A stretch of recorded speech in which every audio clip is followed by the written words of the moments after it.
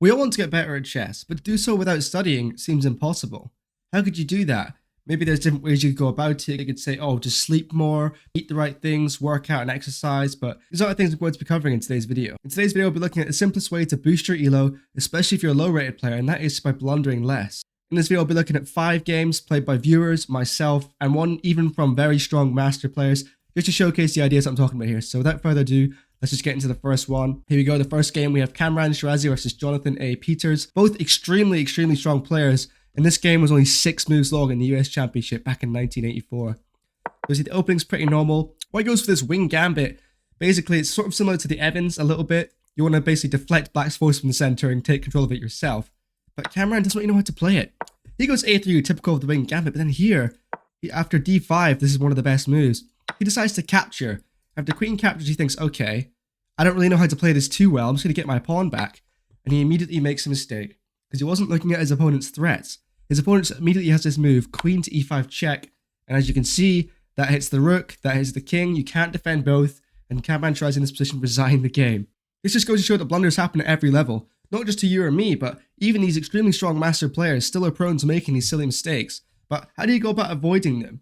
Well, let's look at another game and then let's talk about that a little bit more. If we look at one of my games, this is me against a decently strong player, another 1600s. See, I've dropped a few points here actually because of mistakes like this. So we see a pretty normal game.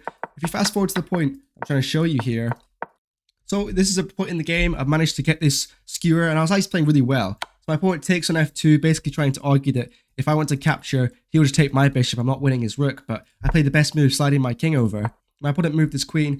I decided to grab the rook. He moves back, and I'm playing very well here. This is in fact the best move, queen g5, going for a queen trade to just win the endgame. I blundered absolutely nothing so far. I'm at 4 points of material. How could I possibly lose this game? We're going to see. I bring the bishop back, start playing the endgame, again very accurately, get the bishop in, trade the pawn, get the knight in, and we go through a few more moves, and we see this king is quite weak. And a couple moves later, we can see we have this position. So I decided to bring the bishop back, and now I'd have a chance to completely win the game, which I missed. I was thinking too thematically, I wasn't thinking practically enough, I wasn't thinking about how to capitalize off my opponent's mistakes. In this position, I played the terrible move. Wait, no. This is fine, yeah, but knight takes f5. And I played the terrible move, rook takes d6, just grabbing this pawn thinking, oh, this discovery is strong, I'll go and win the rook. But if I was actually looking more concretely, I would see taking with the bishop is check, which is usually quite good, but also not just that, after the king moves, I will just grab the rook in the corner. And the game is not quite over. I think he gets to grab both these pawns, but with the 2 rooks, it's not going to be too hard to hold, and I should have won this. I actually ended up losing the game because of not winning the rook, and I had a really hard position, ended up losing it quite painfully, so I'm not going to show that. But it just goes to show that every time you make a move, of course you should be looking for checks, captures, and attacks. But also when it comes to your move, look for those for yourself and your opponent. That's key. And every single move, maybe try and calculate one move further, or just start asking questions. So going to this next game, this is another one of mine. This was really annoying because I played this so well. I had the black pieces in a 15-10 rapid game. I go for the King's Indian. This is all my theory. Here, pin the bishop. Basically, the idea of this is white's d4 pawn, sorry, is very weak. So you just trade this knight and try and win it, which is almost what happens in the game. So immediately targeting the pawn. He slides forwards. I actually should have played this move, knight to c4, so I slightly mixed up my opening prep a little bit here, but still extremely fine. The queen slides back, I trade the bishop. Now my position is just a little bit better here because his center is a bit overextended. I can start picking up these pawns. That's exactly what happens.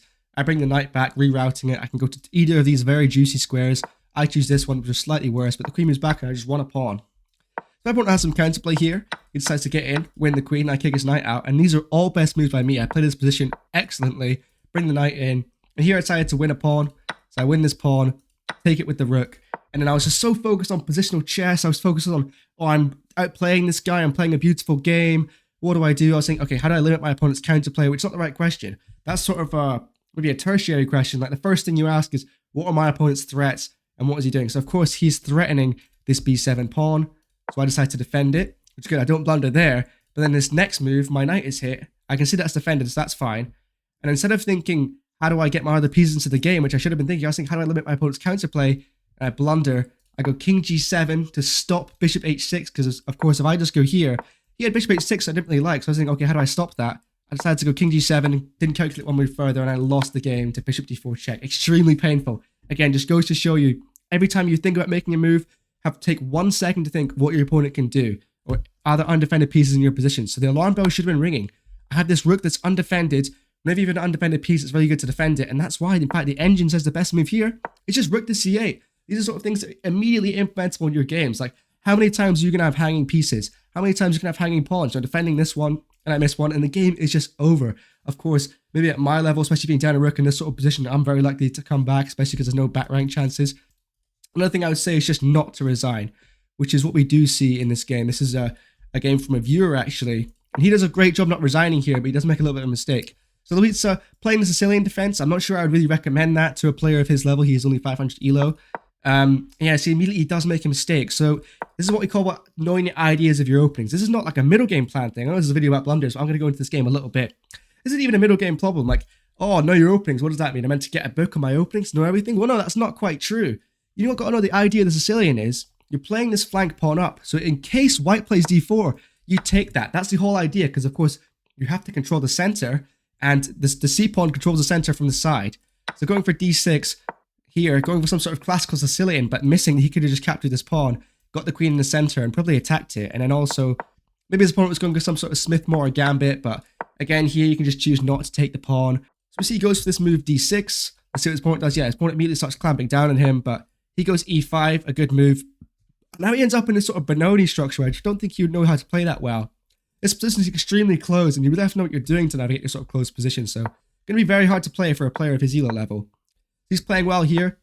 Again, no blunders. The only way you're going to lose games at this sort of level is just by hanging all your pieces. You're not going to get positionally outplayed. Like, white may have, he may be like, oh, white has a space advantage, I'm losing. It's like, when you're below maybe even 1500 elo, when's the last time you lost because your opponent had a space advantage? It just didn't happen, did it? So here we see bishop takes f3. Luitze, I don't really like this move too much from my viewer here. I think you should really only take if you're prompted to. Taking your own volition here, there isn't really a reason to give up that bishop, because of course you can always just bring that back to d7 or somewhere similar. But again, he's not blundering any pieces, he's playing well here. Goes g6, a move I actually like, getting the bishop into the game. Of course knows the knight isn't hanging, another thing to check for. And if you look here, it's probably going to continue bishop to g7. This attack is going to come through, but with white's pieces it's going to take him a while to really get anything going. So again, this is pretty good. But now we see we do have the eternal pin here, which can be very hard to break. But if I'm Luitze, I'd probably just play knight d7 here. I think castle is a perfectly fine move. Maybe next you want to go knight d7, again, to just secure that, anchor that in. Knight d2, queen to a5, a pretty good move. And his opponent castles. And I believe here Luitze was just thinking, oh, well, the king defends the knight. The king doesn't defend the knight anymore. I can just capture it. But he missed that bishops do in fact move backwards. He takes. Of course, you should always be scanning for undefended pieces in your position, but look carefully, because sometimes a piece may look undefended, but in fact it is not. He captures and loses his queen in one move. The game goes on. Luitze does a great job not resigning here. I wouldn't resign, because your opponent can hang their queen back in any moment, especially below 1000 elo. And anything could happen here. But unfortunately, the game goes on, and eventually in a few more moves, Luitze does go on to lose this position by checkmate, unfortunately. So in our last game, I'm going to show you another game of mine, what to happen if you do blunders. Here we go. It's a blitz game of mine. Playing against an extremely strong opponent. This is Spurs. She's a 2230 rated player. This is an unrated blitz game. I wish it was rated because of the result you're going to see. As she goes for c6, I decide to play my fantasy Caro-Kann. And here we see I'm just developing my pieces pretty normally. This f3 is a bit of a weird move, but just ignore that. This is sort of my theory. She goes bishop 7, a good structure just to sort of fight for the center and put a bit of pressure on this pawn, but I don't really mind. I keep that defended, making sure not to hang anything. You're thinking, wait, Zach, you've hung a pawn. Again, don't worry about it. It's a little gambit. The idea is I'm going to win some time on the queen. And, I mean, this is why maybe I should study my openings a little bit more, because I immediately make a bit of a mistake here. I believe my move here is actually bishop d2, just to completely solidify my center. But instead, I played a weird little move. But instead, I decided to play this out-of-order move, h4. You have to go bishop d2 first, because now my center collapses. I still have the 2 pawns, but these are very easily targeted. So my opponent goes knight to f6. I continue e5, kick the knight out of the way, and now there's a bit of pressure on this knight here. So I went with rook b3 here, trying to dissolve that pressure, but again, she targets it. I decide to trade the bishops, which is a complete blunder. I hang the knight, as we can see, one defender checks with the knight. I guess you couldn't take with the queen, so I decide to slide back, trying to make use of this pin on the queen, so I blundered here. I am just down a piece. Of course, the bishop there was traded. I didn't win that bishop, and now I'm down a piece. So what do I do now? Well, the key thing is not to panic. I don't panic here at all. Even after I lose another pawn, I decide to take the knight calmly. She's trading down. I just move my king up. Maybe it would have been a bit better to go to f2 in hindsight, but this move is perfectly fine as well. She just checks me. I get the knight out again. Very calm play. keeping everything defended. Now, all my pieces are defending each other. It's going to be very hard to blunder something here. And then these defend each other as well. So we can see my position is very solid, and she didn't have too much development. So I'm wise to play on here, especially with this kingside attack that could come to fruition. So see, I go g3, trying to get this bishop into the game and maybe kick the queen out, which is a little bit annoying. Knight d7, again, I'm not panicking. I'm down a piece. I'm not resigning. I'm not panicking. I just continue. Bishop's g2. Defend that knight a little bit more. She goes queen to a6 check. I don't mind. I'll just slide over. Checks don't really mean anything unless they come with a concrete threat. She decides to bring the rook into the game. I bring my queen, and now we can see I have some attacking ideas. I was a bit annoyed here I couldn't play h5, but I have other ideas in the position. And now it's her turn to make a mistake. She goes c5, which allows the crushing move knight to g5. And this is unstoppable checkmate on h7. My opponent was forced to just check me a couple times. She checks me, I move over. She checks me again, I move up. And again, in this game, by just not panicking, I've already blundered. Don't resign, play on, keep all your pieces solid. My opponent had to resign the game here and decided to beat a 2230 rated blitz player just by staying calm, hanging in there, and making sure all my pieces from now on were defended. So hopefully you enjoyed that video. Definitely a few tips for you. The key takeaways are, make sure your pieces are defended, scan for undefended pieces in your opponent's position, and also try and calculate that one move further. Sometimes if you're a beginner, it might just be calculating one move. So if I take that, what can they take me back with? Even if it appears free, like we saw in Luitze's game. So hopefully you guys enjoyed that, and I'll see you guys in the next one.